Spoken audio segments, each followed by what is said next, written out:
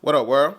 Welcome to another episode of RMT, That's Real Man Talk. It's your boy, Stan the Man, coming to you with another great conversation piece on today. Before we get started, I want to thank you for joining me here on RMT. So, let's go ahead and get into it. Real quick, if you got time, hit that like button for me before we get into it. So, let's talk about what really controls you. Everybody talk about that certain people are controlling and this and that. What really controls you? Is it the sex? Is it watching porn? Is it social media, Facebook, Instagram, YouTube, TikTok, X, Snapchat? One of them got you in a chokehold.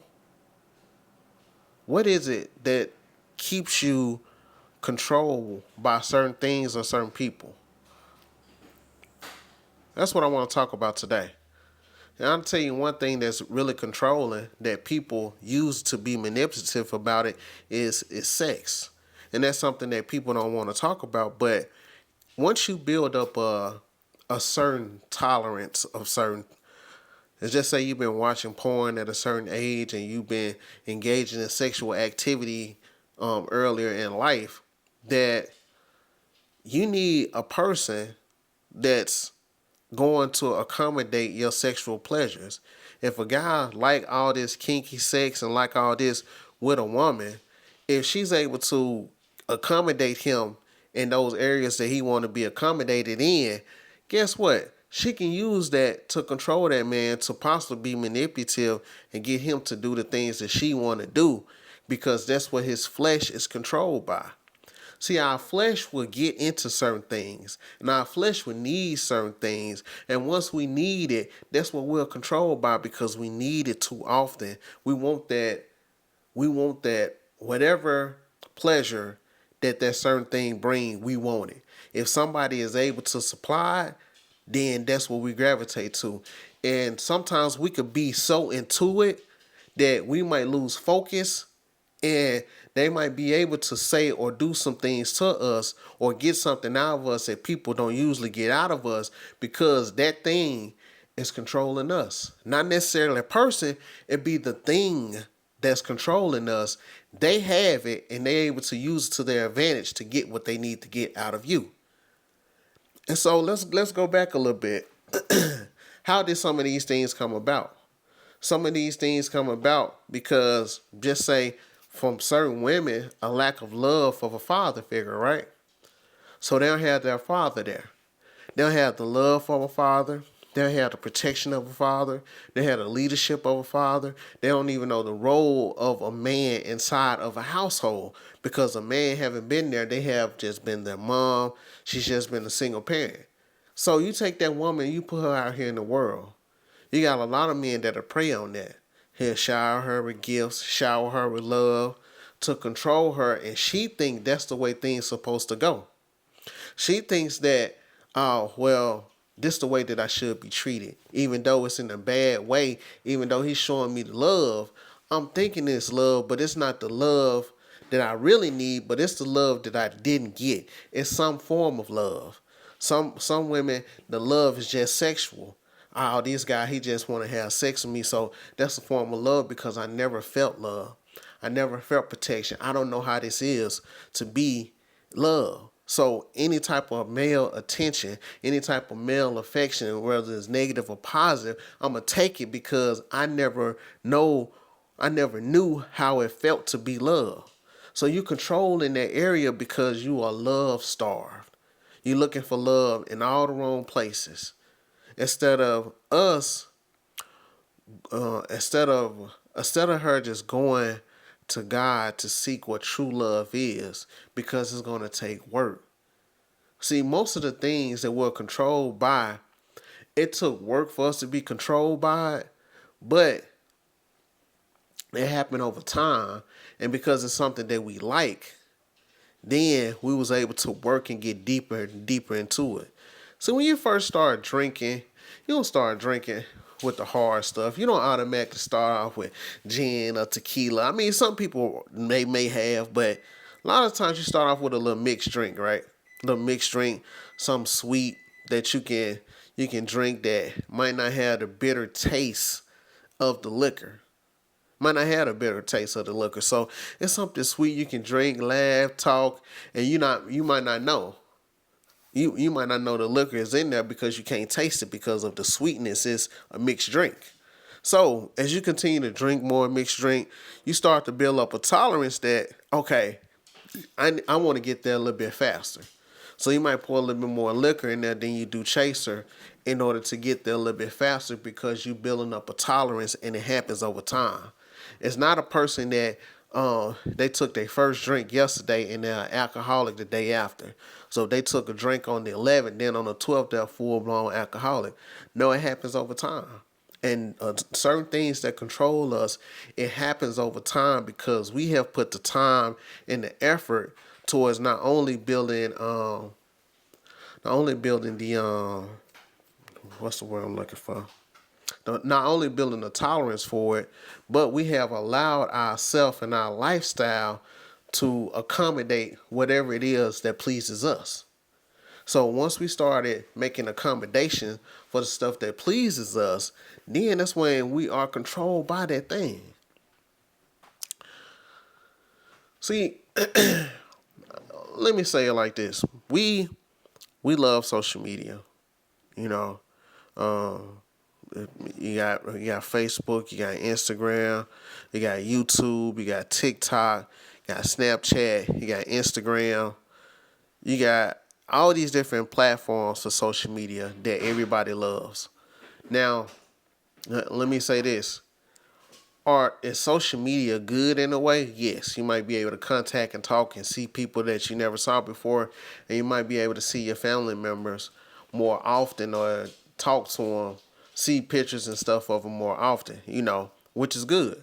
But on the downside of it, is that something that you log on to as soon as you get on? As soon as you wake up.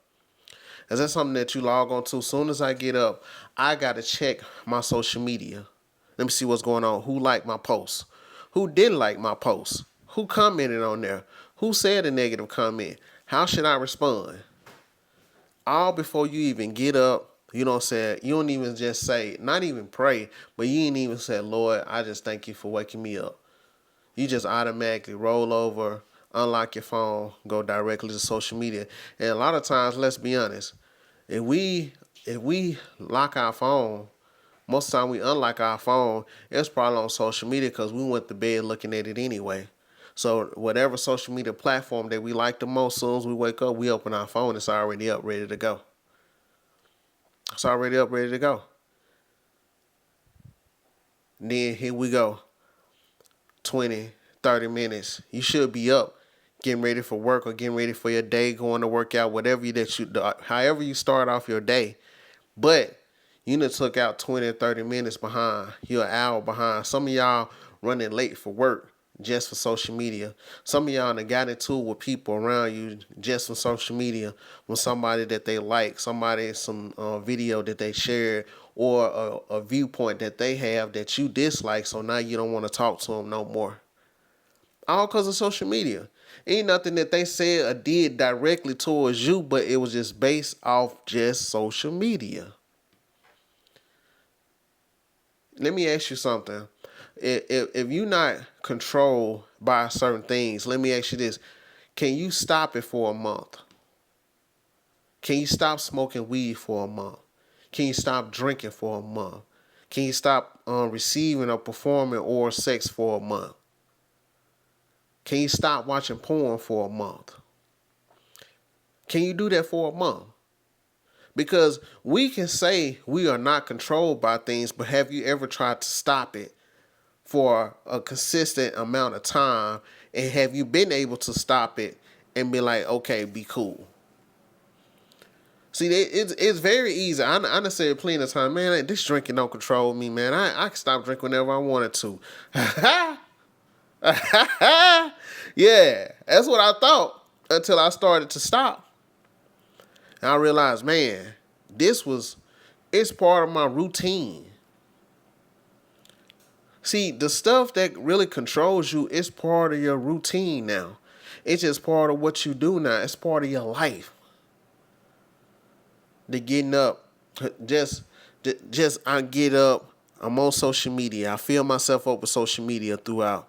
So now I got a certain spirit that's in me because I'm on social media. Then now on top of social media lead me to watching porn because you got half naked women or half naked men that's on social media. So now they on social media. I'm thinking about that. Now I'm looking. Oh shoot. Let me go over here and look at this real quick.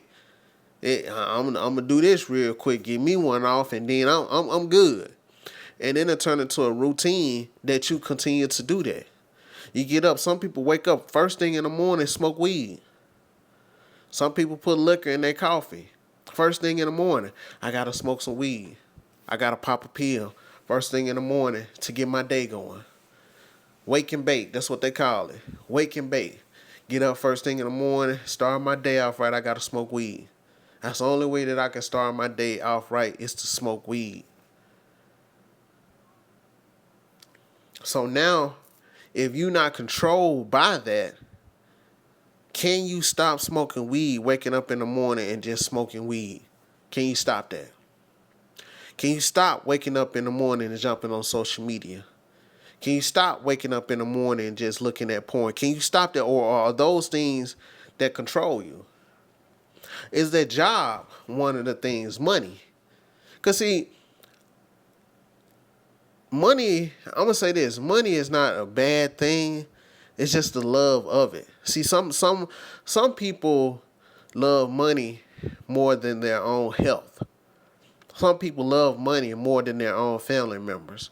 Some people love money more than anything else in this world. So when it comes down to it, even when it's between your health and living, man, I'm gonna go to work, even if it's killing me. I'm gonna go to work. You got time that you can take off. You got leave. You got sick leave. You got annual leave. You got time that you can take off. You still don't want to take off because you think that it's gonna miss some. Think I'm gonna miss some money. You think I'm gonna miss this. I'm gonna miss that.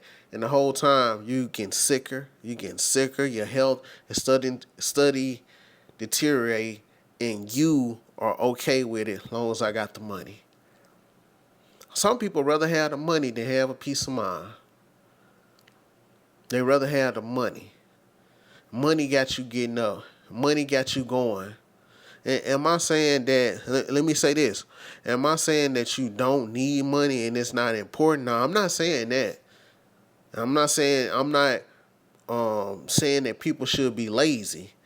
What I'm saying is that don't let it control you to the point where it's just taken away from your life.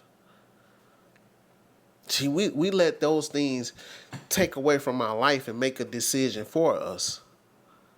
It could be, you could have some money put up and just say your son or daughter is having a recital, or they got a basketball game, or they got some type of event coming up that they done told you about. You know, took off work, they need you at work. You don't have to go, but you go because, man, I'm thinking about I got to pay these bills.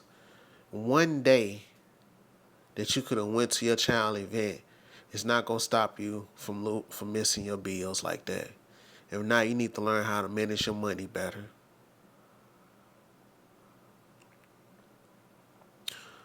We have to continue to watch the things that we let control us, because once people figure out that's what control us, they're going to use that to be manipulative.